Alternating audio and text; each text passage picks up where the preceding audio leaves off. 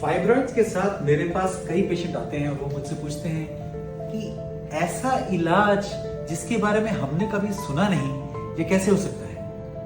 तो uterine fibroid embolisation जो है, इसके पीछे एक कहानी है और इंटरवेंशनल रेडियोलॉजी के बारे में मैं अक्सर कहानियां सुनाता हूं, तो ये एक और कहानी है। तो 1990 के दशक में फ्रांस में एक गायनेकोलॉजिस्ट थे, डॉक्टर रवीना। तो उन्होंने क्या किया कि जो मायोमेक्टमी का जो प्रोसीजर होता है, ऑपरेशन होता है, उसमें कि यूट्रस के अंदर जो फाइब्रॉइड है, उसी फाइब्रॉइड को यूट्रस से निकालते हैं बाहर, उसके लिए इम्बोलाइजेशन का इस्तेमाल करते थे, जिससे कि ब्लीडिंग कम हो, खून का बहाव कम हो।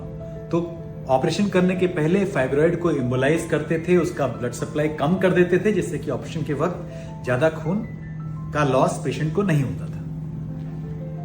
तो करीब 1912 में कभी कोई पेशेंट था जिसको कि इम्बोलाइजेशन हुआ मायोमेक्टमी के लिए, लेकिन मायोमेक्टमी ऑपरेशन नहीं हो पाया। तो अस्पताल में कुछ प्रॉब्लम थी जिससे कि ऑपरेशन कैंसिल करना पड़ा। तो कुछ हफ्ते बाद जब उन्होंने कांटेक्ट किया पेशेंट को कि वापस आ जाइए, अभी हम ऑपरेशन कर सकते हैं, पेशेंट ने कहा मुझे प्रॉब्लम ही नहीं है, मैं ऑपरेशन क्यों कराऊं। तो रवीना के दिमाग में ये बात आई कि शायद इम्बोलाइजेशन द्वारा ही हम ये फाइब्रॉइड का प्रॉब्लम जो है, जो तकलीफ है, उसको हम सॉल्व कर सकते हैं, हल कर सकते हैं। तो लैंसेट जो जर्नल है, विश्व प्रसिद्ध जर्नल है मेडिकल साइंस का, उसमें उनका पब्लिकेशन हुआ था जिसमें कि उन्होंने फाइब्रॉइड का इलाज इम्बोलाइजेशन द्वारा करके पेशेंट्स को फॉलोअप किया था। 1993 की बात है। 1993 से लेकर अब तक, जब इतने दशक गुजर चुके हैं, अब भी कई लोगों को यह मालूम नहीं है कि फाइब्रॉइड्स का इलाज इम्बोलाइजेशन द्वारा भी किया जा सकता है। तो ये कहानी यहां पे शुरू हुई।